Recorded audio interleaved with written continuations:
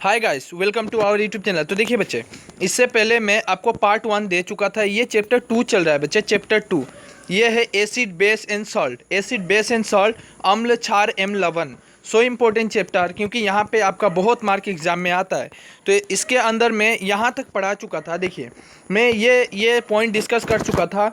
2.1.4 ये डिस्कस किया हुआ है। अम्ल एवं क्षारक परस्पर कैसे अभिक्रिया करते हैं, यानी एसिड और बेस को मिलाया जाए तो उसका रिएक्शन कैसे होता है, एसिड बेस एक साथ रिएक्शन कैसे करता है, ये जानना आपका जरूरी था। सो इसको हम आंसर दे चुका हूँ मैं। इसका यही आंसर है, ये भी है, फिर से बोल रहा हूँ, ये आया हुआ था। और एक बात है इंग्लिश मीडियम वाले के लिए, यहाँ पे मैं इंग्लिश मीडियम वाले के लिए यहाँ पे लिखा था, मैं बार बार बोलता हूँ। अभी बोलेंगे सर ये पार्ट 2 ये भी हिंदी में है। अभी भी बोल रहा हूँ, लैंग्वेज को लेकर कोई इशू नहीं है बच्चे। आप चाहे कोई भी मीडियम से हो, आप अपना बुक निकाल के बैठ जाइए। मैं आशा करता हूँ कि आप अपना बुक निकाल के बैठे हैं कल की तरह। कल जिस तरह पार्ट 1 में मैंने वीडियो दिया था, आप बुक निकाल के बैठे थे, वहाँ पे टिक मार्क किए थे।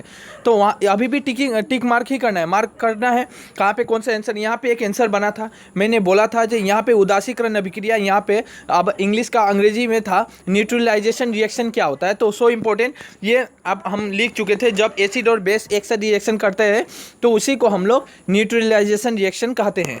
सो अब बनाता क्या है, देखिए यहाँ पे अम्ल और क्षारक ये एसिड और बेस को एक साथ रिएक्शन कराते हैं। यहाँ पे प्लस मतलब एक साथ रिएक्शन कराना। तो हमें क्या बनता है भाई, बनता है बच्चे, देखिए यहाँ पे लवण और जल यानी सॉल्ट और वाटर रेडी होता है। तो इसका आंसर था, कल मैंने बोला था, फिर से मैं बोल दिया।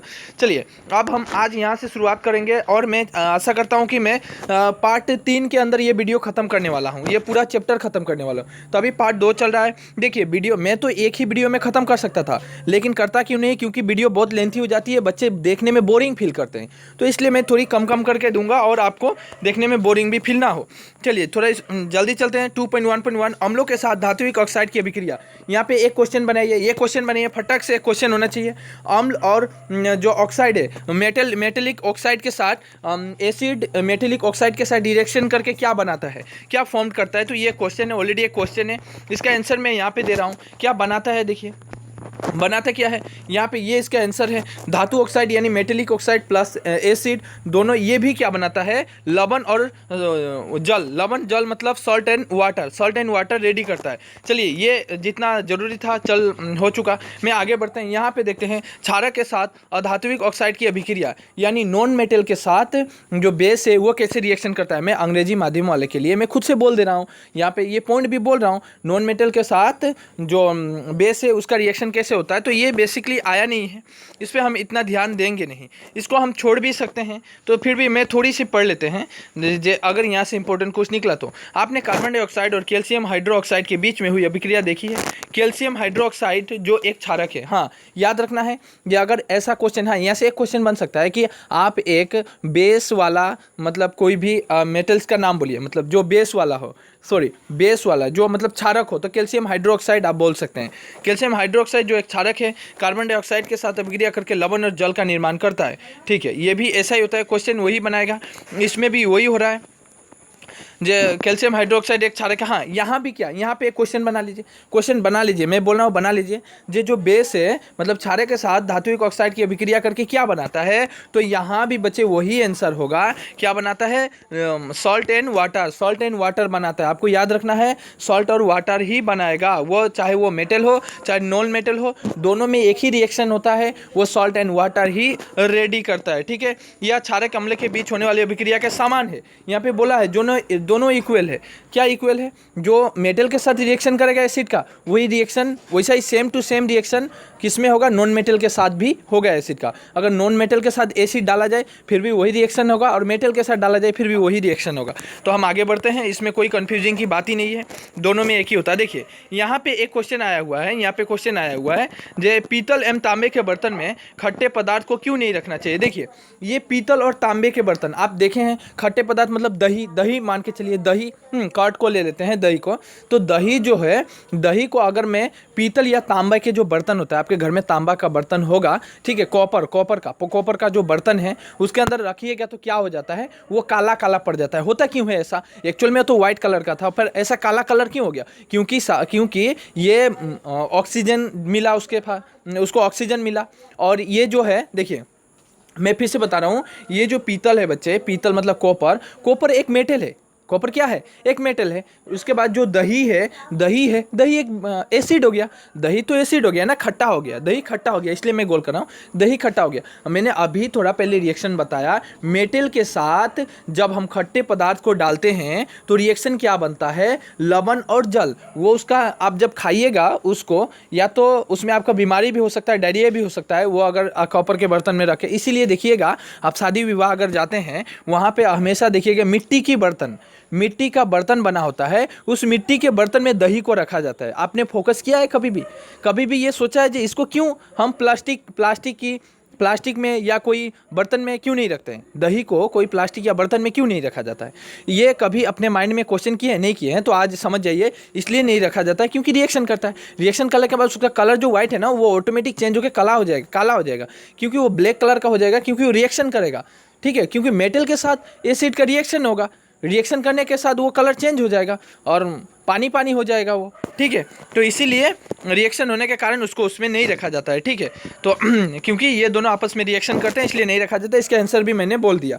उसके बाद 2 नंबर पे चलते हैं, धातु के साथ अम्ल की अभिक्रिया होने पर सामान्य कौन सी गैस निकलती है? मैंने ये बोला था। देखिए क्वेश्चन आ गया ना, इसलिए बोलता हूँ थ्योरी पढ़िए। क्वेश्चन आ गया ना, हाइड्रोजन गैस निकलता है कि नहीं निकलता है? हाइड्रोजन गैस निकलता है कि नहीं निकलता है? इससे पहले हमने बोला था ना, हमने पढ़ाते समय बोला था जो हाइड्रोजन गैस निकलता है। चलिए इसका आंसर भी दे दिया मैंने। आगे पढ़ते हैं।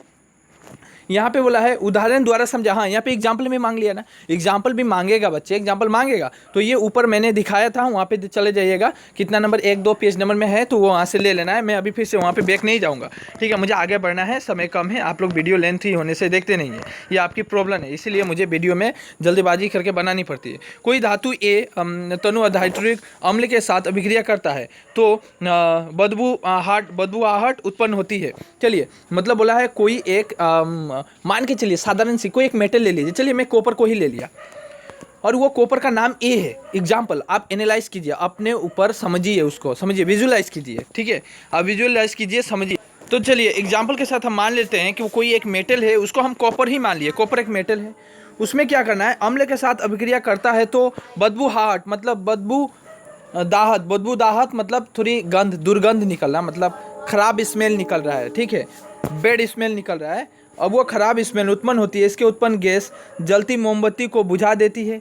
यदि उत्पन्न यौगिक में एक से कैल्शियम क्लोराइड है तो इस अभिक्रिया के लिए संतुलित रासायनिक समीकरण लिखिए। ये रासायनिक समीकरण लिखना है इसका। चलिए ठीक है, इसका आंसर मैं दे दूंगा, आपको आंसर दे दूंगा। हम आगे बढ़ते हैं। सभी अम्ल एवं क्षारकों में क्या समानताएं होती है? So important question. अम्ल और क्षारकों में एसिड और बेस जो होता है वो दोनों में इक्वलिटी क्या है, क्या समानता होती है, मतलब दोनों में मिला जुला क्या है भाई? एसिड और जो बेस होता है दोनों में क्या मिलता है? ये अपने आप में एक क्वेश्चन है, अपने आप में ये क्वेश्चन ही है। सभी अम्लों एवं क्षारकों में क्या समानताएं होती है? क्वेश्चन है, क्वेश्चन बना लीजिए, ये बनाना चाहिए, हर किस बनाना चाहिए क्वेश्चन। इसका आंसर हमें मिलेगा। हमने क्या देखा? हमने देखा कि सभी अम्लों के साथ समान रासायनिक गुणधर्म होते हैं। गुणधर्मों के समानता क्यों होती है? हमने क्रियाकलाप जो एक्टिविटी है 2.3 में देखा कि सब धातु के साथ अभिक्रिया करने पर सभी अम्ल हाइड्रोजन गैस उत्पन्न करते हैं। इसके पश्चात इससे पता चलता है कि सभी अम्लों में हाइड्रोजन गैस होता है। हाँ इंपॉर्टेंट, हमने भी पढ़ाया कि चाहे वो हम कोई भी ले ले, चाहे मेटल ले ले, नॉन मेटल ले, जब हम इसको रिएक्शन कराएंगे एक तो क्या फॉर्म करेगा, एक तो सॉल्ट बनाएगा, एक वाटर बनाएगा। हमने देखा क्या बनाएगा। मेटल के साथ अगर एसिड का रिएक्शन होता है तो हमने देखा कि उसने लवण भी बनाएगा, सॉल्ट भी बनाएगा, वाटर बनाएगा। नॉन मेटल भी रिएक्शन करता है तो सॉल्ट और वाटर ही बनाता है। और एक बात है, जो धातु मतलब कोई भी धातु के साथ जब ये रिएक्शन एसिड का रिएक्शन होता है तो हाइड्रोजन गैस कौन सा निकलता है? गैस, ये अलग क्वेश्चन है, गैस कौन सा निकलता है? तो हाइड्रोजन गैस। इसका ऊपर क्वेश्चन भी पूछा गया था तो मैं बोल रहा हूँ हाइड्रोजन गैस निकलता है। ठीक है, इससे हमको क्या पता चलता है? हाइड्रोजन गैस निकला क्यों भाई? तो हाइड्रोजन गैस इसीलिए निकला क्योंकि एसिड जो है ना बच्चे, एसिड है, मान के चलिए एसिड है, एक गिलास में रखा हुआ है एसिड, इसके अंदर ऑलरेडी पहले से हाइड्रोजन है, तभी तो हाइड्रोजन गैस निकला। हाइड्रोजन है तभी तो हाइड्रोजन गैस निकला, वही बोला गया है जो वह अम्लों में हाइड्रोजन होता है। आइए एक क्रियाकलाप के माध्यम से जांच करें। हमको जांच एक्टिविटी करने बोला, हम करेंगे नहीं, हम बढ़ेंगे। ठीक है, बढ़ेंगे फिर आगे चलेंगे। देखती है, अम्ल की स्थिति में बल्ब जलने लगता है। हाँ, हमने देखा कि एसिड से बल्ब जल रहा है, कुछ एक्टिविटी करने बोल रहा है। ठीक है, तो बल्ब जलने लगता है जैसे कि इसमें दिखाया गया है। छोड़िए इसको भी हम छोड़ के, हाँ लेकिन एक पता चलता है, इससे क्या होता है, इससे हमको पता चलता है कि इसमें धन आयन H प्लस होता है। याद रखना है एसिड में हाइड्रोजन प्लस होता है, हाइड्रोजन प्लस होता है, माइनस नहीं होता है, हाइड्रोजन प्लस होता है, ये याद रखना है। ये S प्लस होता है कि माइनस होता है, हाइड्रोजन प्लस होता है। ठीक है, हम आगे बढ़ते हैं, देखते हैं ये पॉइंट में इंपॉर्टेंट है क्या। इंपॉर्टेंट होने से पॉइंट को पढ़ेंगे। जलीय विलयन में अम्ल या क्षारक का क्या होता है। चलिए थोड़ी सी हम पढ़ लेते हैं, इसके बाद पता करेंगे कि इंपॉर्टेंट है कि नहीं। क्या अम्ल केवल जलीय विलयन में ही आयन उत्पन्न करते हैं। आइए इसकी जांच करें। फिर से एक्टिविटी मुझे पढ़ने की इतना इच्छा है नहीं, लेकिन एक्टिविटी को पढ़ना चाहिए। ठीक है, पढ़ के समझना चाहिए, थोड़ी विजुलाइज करनी चाहिए, लेकिन हम इधर पढ़ेंगे तो थोड़ी बहुत समझ में आ जाएगी। इस प्रयोग से यह स्पष्ट होता है कि जल की उपस्थिति में HCl में हाइड्रोजन आयन उत्पन्न होते हैं। जल की अनुपस्थिति में HCl अणुओं में H प्लस, हमने पहले ही बोला H प्लस आयन पृथक नहीं हो सकता। हाँ याद रखना है, H प्लस जो रहेगा उसको हम तोड़ नहीं सकते, वो जैसा का वैसा ही रहेगा। हाइड्रोजन आयन स्वतंत्र रूप से नहीं रह सकते, लेकिन ये जल के अणुओं के साथ मिलकर रह सकते हैं। इसलिए हाइड्रोजन आयन को सदैव H प्लस या हाइड्रोजन आयन से दर्शाया जाता है। हाँ चलिए, इसका जो क्वेश्चन बनेगा, हमको ऑलरेडी ये क्वेश्चन, यहाँ से कुछ क्वेश्चन बनता है बच्चे। ये जो क्वेश्चन बनेगा ये हमें एक्सरसाइज के अंदर मिलेगा। हम इसको छोड़ते हुए आगे बढ़ेंगे। चलिए, हाँ ये सब हमें छोड़ सकते हैं, आगे बढ़ते हैं अगर इम्पोर्टेंट है तो। यहाँ पे एक क्वेश्चन बनता है, ये वाला आप देखिए। यहाँ पे एक तनुकरण किसे कहते हैं, इंपॉर्टेंट क्वेश्चन। यहाँ पे एक क्वेश्चन बनेगा। क्वेश्चन क्या है, जल में अम्ल या क्षारक मिलने पर आयन की सांद्रता H प्लस यानी H3O plus O by OH minus में प्रति इकाई आयन में कमी हो जाती है। इस प्रक्रिया को तनुकरण कहते हैं। सो इम्पोर्टेंट, इसमें अंग्रेजी अभी मेरे पास बुक मैं लिया नहीं, PDF तो लिया नहीं, तो इंग्लिश बुक है जिसके पास है तो वो वहाँ पे लिख ले। वहाँ आपका यहीं पे दिया होगा, ये स्टेटमेंट को लिख लेना है कि तनुकरण किसे कहते हैं। अंग्रेजी वाला अंग्रेजी में लिख ले, क्योंकि ये क्वेश्चन आ चुका है एग्जाम में, इसलिए बोलता हूँ मैं, लिख ले। ठीक है, इसके बाद यहाँ से जितना क्वेश्चन बनता है बच्चे सब इंपॉर्टेंट है। आप बोलिएगा सर ये तो नहीं इंपॉर्टेंट है, ये तो क्वेश्चन डायरेक्ट पूछ लिया, ये तो डायरेक्ट पूछा गया था। शुष्क हाइड्रोकार्बन गैस शुष्क लिटमस पत्र को रंग को क्यों नहीं बदलती, ये क्वेश्चन डायरेक्टली पूछा गया है। अम्ल के साथ जलीय का विलयन क्यों विद्युत का चालक करता है, ये इंपॉर्टेंट क्वेश्चन है, क्योंकि हाइड्रोजन रहता है, हाइड्रोजन रहने के कारण एसिड के साथ तो विद्युत चलता है ना। यही वाला क्वेश्चन तो आ गया बच्चे, यहाँ वाला जो एक्टिविटी करने बोला था, ये वाला बोला है जो हमको आप थोड़ा पढ़ लीजिएगा। इसके कुछ एक्टिविटी दिया है, पढ़ने के बाद ही आपको मालूम होगा कि इससे इलेक्ट्रिसिटी क्यों पास किया जाता है, इलेक्ट्रिसिटी पास क्यों होता है एसिड से। तो इम्पोर्टेंट है, इलेक्ट्रिसिटी एसिड से पास होता है, इसलिए बैटरी में जो एसिड डाला जाता है। ठीक है, तो यहाँ पे जो क्वेश्चन बनेगा, इसलिए मैंने बोला था ना, जो वहाँ पे जो क्वेश्चन बनेगा आपके एक्सरसाइज में मिलेगा। तो देखिए एक्सरसाइज में मिल रहा है ना, ये क्वेश्चन यहाँ पे मिल रहा है, तो ये मिल जाएगा। ठीक है, हम आगे बढ़ते हैं। यहाँ पे अब बोलिएगा सर इंपॉर्टेंट दीजिए। इंपॉर्टेंट कुछ नहीं बच्चे, साइंस में पूरा का पूरा पढ़ना पड़ता है। देखिए ये सब पढ़ जाइए, ये पढ़ने के बावजूद भी एक्स्ट्रा भी दे रहा हूँ, तो साइंस कितना हार्ड, मतलब हार्ड नहीं समझना। साइंस मतलब इजी है, साइंस बहुत इजी है, मत समझिए हार्ड। साइंस बहुत इजी है, बस पढ़ने में थोड़ा जोर दे दीजिए, पढ़ने में थोड़ा जोर, मतलब समझने में। और पढ़ना भी नहीं है बिल्कुल। कोई बच्चे तो सिर्फ रट्टा मारते हैं, ऐसा नहीं, वो गलत है, वही बच्चे तो जाके फेल करते हैं। आपको समझना है ना, अब ये समझना है हमको। मुझे मालूम है कि शुष्क हाइड्रोकार्बन जो गैस है, शुष्क लिटमस पत्र को रंग को क्यों नहीं बदलता। शुष्क हाइड्रोकार्बन जो गैस है, उसको वो कलर चेंजिंग नहीं कर सकता है, लेकिन कलर किसको चेंज कर सकता है, हाँ लिटमस पेपर को एसिड कलर चेंज कर सकता है, ये हमने पढ़ा था। उसके बाद बोला है अम्ल का जलीय विलयन क्यों विद्युत का चालक बनता है, ये आप स्टेटमेंट तो वहाँ से पढ़ लीजिए। जो जलीय विलयन मतलब जल में अम्ल, अब मान के चलिए एक वाटर है, ये वाटर है, वाटर में एसिड डाल दीजिए, हाँ डाल दिए, इस एसिड से इलेक्ट्रिसिटी पास कीजिएगा तो आराम से पास होगा, इलेक्ट्रिसिटी आराम से दौड़ेगा, बल्ब जलेगा, वही स्टेटमेंट वहाँ पे दिखाया गया है। तो आपके लिए ज़रूरी था ये सब समझना। ठीक है, आगे बढ़ते हैं। अम्ल एवं क्षारक के विलय कितने प्रबल होते हैं, इंपॉर्टेंट क्वेश्चन, मतलब कितना शक्तिशाली होता है। प्रबल मतलब शक्तिशाली, स्ट्रॉन्ग कितना होता है। अम्ल और क्षारक के विलयन कितने, अगर एसिड और बेस को एक साथ मिलाया जाए तो कितना स्ट्रॉन्ग होता है, वो बोला है। हम थोड़ी बहुत पढ़ते हैं, हम जानते हैं कि अम्ल क्षारक के सूचकों का उपयोग करके अम्ल एवं क्षारक के अंतर प्रदर्शित किया जा सकता है। पिछले अध्याय में हमने H प्लस और OH माइनस आयनों के विलयनों की सांद्रता कम होने तक तनुकरण के बारे में पढ़ा था। हाँ हमने पढ़ा था। क्या आप किसी विलयन में उपस्थित आयनों की संख्या जान सकते हैं, क्या हम याद कर सकते हैं कि विलयन में अम्ल अथवा क्षारक कितने प्रबल हैं। यह अभी भी बोल रहा है, हम इधर देखें, हाँ pH स्केल के द्वारा हम पता कर सकते हैं, पीएच स्केल के द्वारा बच्चे हम पता कर सकते हैं कि कौन सा स्ट्रॉन्ग है कौन सा लो है। ठीक है, आपको पता करना है, अगर आपको जानना है तो पीएच स्केल का इस्तेमाल करना पड़ेगा। इसे जानने के लिए हम सार्वत्रिक सूचक जो अनेक सूचकों का मिश्रण होता है का उपयोग करके ज्ञात कर सकते हैं। सार्वभौम सूचक किसी विलय में हाइड्रोजन आयन की विभिन्न सांद्रता को विभिन्न रंगों में प्रदर्शित करते हैं। किसी विलय में उपस्थित हाइड्रोजन का आयन की सांद्रता ज्ञात करने के लिए एक स्केल विकसित किया गया है जिसे पीएच स्केल कहते हैं। देखिए ये क्वेश्चन एक बनाइए, अपने आप में एक क्वेश्चन है, जो पीएच स्केल होता क्या है बनाइए। What is pH scale? PH scale क्या है मतलब, हाँ ठीक है, क्वेश्चन बना लीजिए। पीएच स्केल क्या है? किसी विलयन में उपस्थित हाइड्रोजन, हम उसके अंदर इस स्केल से हम किसी भी घोल होता है, किसी भी लिक्विड होता है, उसके अंदर हाइड्रोजन की मात्रा कितनी है, बस इस मात्रा को ही जान सकते हैं बच्चे। यही हाइड्रोजन की मात्रा मापने वाले स्केल को पीएच स्केल कहते हैं। ये अपनी लैंग्वेज में मैं बोल रहा हूँ। ठीक है, इस पीएच में पी सूचक है, उसका पुषांश, उसके बाद क्या है, जो एक जर्मन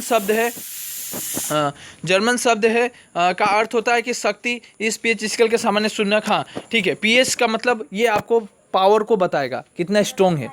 पीएच का मान जितना हाई रहेगा, जितना लो रहेगा, हम ये अच्छी तरह समझेंगे जब हम तीसरा चैप्टर पढ़ेंगे, उसमें अच्छी तरह हमको समझ में आ जाएगा। ठीक है, यहाँ पे देखिए पीएच स्केल में क्या होता है, कब उदासीन होता है। देखिए जब कोई भी लिक्विड का मान 7 हो, जब कोई भी लिक्विड का मान 7 हो, उसका जो पीएच स्केल का वैल्यू अगर 7 हो, अगर हम माने कोई भी लिक्विड है, मान के चलिए एक गिलास में मैंने कोई एक लिक्विड ले लिया, चलिए वाटर ले लिया, चलिए वाटर का मान जानते हैं, वाटर का पीएच मान 7 होता है बच्चे, वाटर का पीएच मान 7 होता है।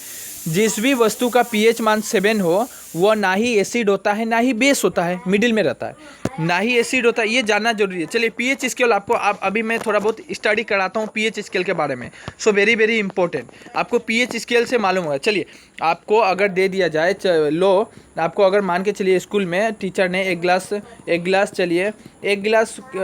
मान के चलिए एक गिलास आपको दही का घोल दे दिया, चलिए दही डालकर दे दिया, दही का पानी में मिला के देता है। दही का घोल पीना भी चाहिए पेट के लिए, ठीक है। चलिए अब दही का घोल पीने के बाद अब टीचर पूछ रहा है, जब बच्चे तूने जो घोल पिया अब बता कि वो एसिड था या बेस था। आप कैसे पता करिएगा कि एसिड था या बेस था? तो पहले उसको पीएच स्केल का अब जरूरी पड़ेगा, पीएच स्केल का मान जरूर। अब बोलिएगा सर ये तो खट्टा था, हमने पिया, ये तो एसिड है। चलिए एसिड भी है तो कितना एसिड है, बेस भी है तो कितना बेस है। अगर कोई क्वेश्चन करे आपसे एसिड है तो कितना एसिड है, बच्चे बताओ। अगर आप बोलिएगा एसिड है, तो अगर मैं टीचर पूछ रहा हूँ बच्चे से कितना एसिड था, तो बच्चे तो बुड़बक बोलेगा सर मुझे तो मालूम ही नहीं, इसीलिए नहीं मालूम है, आपको स्केल नहीं मालूम है। पीएच स्केल लाइए और मापिए कि इसके अंदर कितना हाइड्रोजन है। हाइड्रोजन को लेकर ही हम किसी भी एसिड और बेस का जो मान होता है वो निर्माण करते हैं। किसी भी अगर लिक्विड का मान 7 है, जिस तरह पानी का पीएच मान 7 होता है, तो वो ना ही एसिड लगेगा। पानी का कोई स्वाद होता है क्या? जिसका मान 7 होगा उसका कोई स्वाद नहीं होगा। अभी भी बोला हूँ पीएच स्केल वैल्यू क्या बताता है। चलिए हम आपको पीएच स्केल वैल्यू अच्छी तरह दिखा रहा हूँ। हाँ ठीक है, अभी थोड़ी रुकिएगा, मैं अभी ऑनलाइन जाने की समय नहीं है, मैंने देखा अभी फिर से नेट वगैरह खोलना छोड़िए। तो यहाँ पे दिखा रहा हूँ पीएच स्केल, मान के चलिए ये है, ये मैंने एक पीएच स्केल बनाया, ये मिडिल में 7 है, ये क्या है 7 है। जो भी लिक्विड का मान 7 होगा बच्चे, उसका कोई टेस्ट ही नहीं रहता है, ठीक है। जो लिक्विड का मान 7 हो, अब मानिए वाटर, जो आप पानी पीते हैं, आप पानी पीते हैं कि नहीं? अब पानी का कोई स्वाद है क्या? मीठा लगता है पानी? नहीं। कड़वा लगता है? नहीं। तीता लगता है? नहीं। लवण लगता है? नहीं। पानी का क्या टेस्ट है? अगर कोई पूछा पानी रे पानी तेरा रंग कैसा, पानी का ना ही रंग है ना ही टेस्ट है भाई। पानी का रंग है ना आकार है ना टेस्ट है। मतलब इसका जो पीएच वैल्यू है 7 है। याद रखना, कभी कभी क्वेश्चन पूछ देता है जब पानी का पीएच मान कितना 7 है। कोई भी लिक्विड का मान 7 हो, पीएच मान 7 हो, वो उसका कोई टेस्ट ही नहीं रहता है। चलिए अब होता क्या है, जिसका 7 से मोर देन 7, 7 से 7.2, 7.8 या 8, जितना हम ऊपर जाएंगे, 7 से जितना ऊपर जाएंगे वो उतना ही बेस बनेगा। याद रखिएगा, वो क्या है, इधर लिखा हुआ है बढ़ती हुई क्षारक की प्रकृति, ये बेस सृष्टि करेगा। यानी 7 से मोर देन 7 वो बेस कहलाएगा। और उसके बाद 7 से लो जितना रहेगा, 7 से लो जितना लो रहेगा उतना खट्टा होते जाएगा।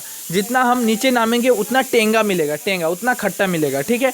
और 7 से जितना ऊपर जाएंगे उतना मुझे लबन लबन लगेगा। अब बोलूँगा अगर कोई आपने खून पिए, खून खून यानी ब्लड, ब्लड आप कभी खाए हैं क्या? ब्लड बच्चे आप बोलिए, ब्लड खाए हैं? कमेंट कीजिएगा तो किसने किसने ब्लड खाया है, ठीक है। मैं बोलूँगा मैं तो ब्लड खाया हूँ भाई। कैसे? क्योंकि जब मेरा होठ वगैरह मुंह में कट जाता है तो ब्लड ऑटोमेटिक मेरा जीभ के अंदर आके टच करता है और ब्लड बोलता है, ब्लड बोलता है जे मैं कैसा हूँ, ब्लड बोलता है जे, ब्लड बोलता है कि मैं मतलब लबन, सल्ट का जैसा थोड़ी थोड़ी लबन लगता है ना, खून में थोड़ी लबन होती है कि नहीं होती है?